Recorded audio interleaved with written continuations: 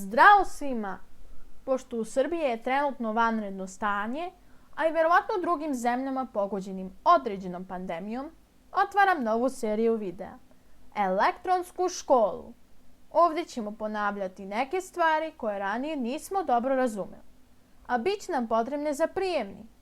Ove nastave su namenjene za 8. razred osnovne škole, ali bit će i gradivo od ranjih razreda, što mogu i malsi pratiti.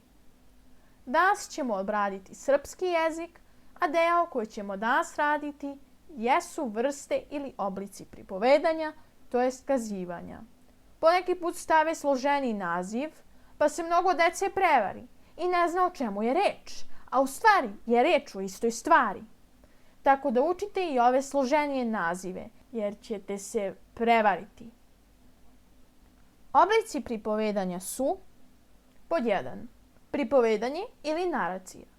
Prepričavanje nekog događaja. Ono se deli na pripovedanje u prvom licu.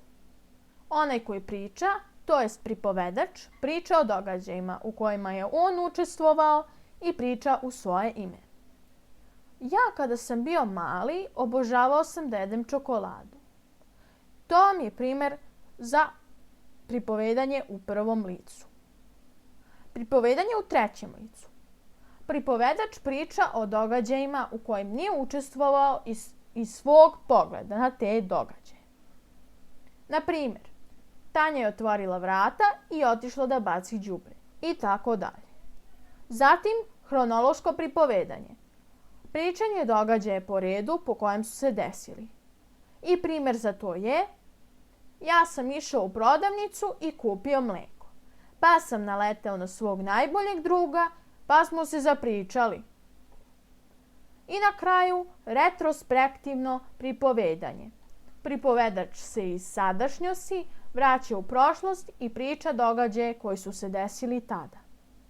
I primjer je: sada kada se setim, ja sam tada išao u prodavnicu da kupim mlijeko i naleteo na svog najboljeg druga, pa smo se zapričali. Pod 2. Opis, to jest deskripcija. Ono se deli na pejzaž, opis prirode. Primjer za pejzaž je: u šumi su se nalazili mali svici koji su proizvodili prelepu svetlost sačinjenu od najnežnije žute boje i jedva su obasjavali mali putić koji je vodio do moje kuće. Pa, to je bila jedna ogromna rečenica. Portret, opis lika. Ratko imao čudne obrve i osmeh koji bi ti odmah doneo sreću u glavi. Pa enterijer, opis unutrašnjeg prostora. Primjer: soba ima urednu atmosferu i miris na ustajalo drvo. Eksterijer, opis spoljašnjeg prostora. I na kraju, primjer za to je: zgrada je izuzetno visoka sa malim prozorima kroz koje jedva upadaju zraci sunca. I to vam je sve za opise. Ali sada nas nešto ovdje malo zbunjuje. Kako da razlikujemo eksterijer i pejzaž jedan od drugog? Pa, vrlo je jednostavno. Eksterijer opisuje spoljašnji izgled nečega, na primjer kuće, zgrade, pozorište, ali ne opisuje prirodu oko njega. Samo njegov spoljašnji izgled. Dok se pejzaž samo posvećuje prirodi. Primjere koje sam dala odlično opisuju ovu zavrzlamu. A sada imamo stvari koje ne spadaju ni u opise, ni u pripovedanje. A to su monolog, govor jednog lika. Ovo što ja sve pričam vama, napisano je u scenariju kao jedan veliki monolog. Pa, unutrašnji monolog. Unutrašnji govor jednog lika opisuje misli koje se vrzmaju kroz njegovu glavu. Primjer, sad ću da vam kažem primjer, samo da se setim. Dijalog, razgovor između dva lika. Primjer su vam razgovori u mojem scenariju za Druri. Na primjer, između Druri i još jednog lika. i polilog, razgovor između više likova.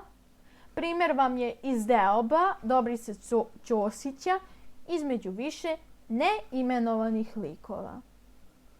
Svakako, ovo jeste važno jer se vrste pripovedanja uvek nalaze u književnim delima i u pravom životu. Na primjer, da li si ti kada prepričavao nekome događaj, opisivao nekome te detalje, imitirao neke ljude iz okoline?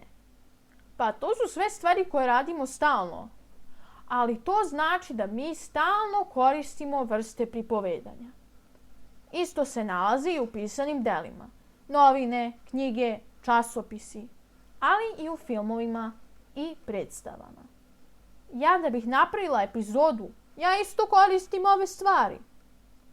Nadam se da vam je ovo pomoglo, jer svakako bit će vam potrebno za prijemni. Vidimo se u sljedećoj epizodi.